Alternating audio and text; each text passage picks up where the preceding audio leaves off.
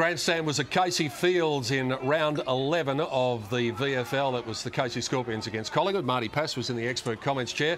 And the Scorpions are a top 4 team, and we probably saw why, Marty. I reckon they are. I reckon they've got every right to be a premiership contender this year. And I just thought there's just so many areas of the ground. Warnock in defence was fantastic, held up the defence, Pettard through the midfield, and their forward line was probably one of the better forward lines in the way it functioned that I've seen at this level for quite some time. And they set the standard early on by kicking 5 goals to 1 in the first quarter, and that was really going to be difficult for Collingwood after that. To the Magpies' credit, though, Sundberg getting a goal there in the second term, and they actually managed 4 goals in the second term. It was 41 at half-time, but right throughout the day, Collingwood did at least stick at their task. Look, I had my real concerns at half-time that this game was really going to blow out and Casey were going to run all over him. But to Collingwood's credit, they stuck at it and they tackled, they chased, they harassed, they pressed up, and they just couldn't break that 5-goal margin, which was obviously the difference in the end. But to their credit, they really played some decent football after half-time. Sundberg probably their best player on the day. We just saw Brendan Favola at the other end, and yet again he made a real contribution.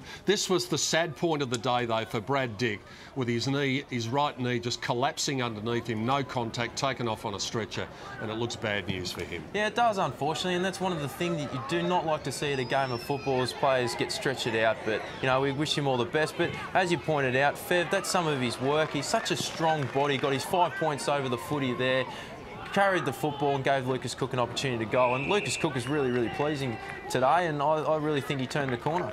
Some great courage there from Declan Riley, who set up the goal after the advantage. At three-quarter time, the Magpies had got it back to 34 points, but the first goal of the last quarter was going to be vital. In fact, they finished up with the first 3 goals of the last quarter, the Scorpions, and that was all she wrote. Yeah, look, it was. And I mean, that was the one worrying thing for Casey, where they're going to put the downhill skis on and probably give a couple of easy goals to Collingwood. But the fact was that Collingwood were just so competitive and really fought and took it to them to the end.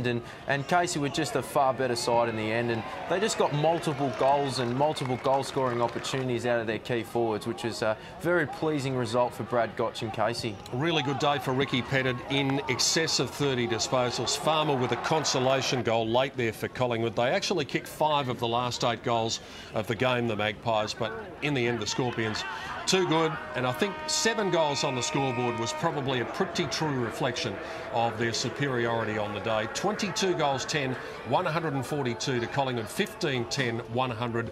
The winning margin 42 points, and the Casey Scorpions consolidate their spot in the top 4 after round 11 of the VFL.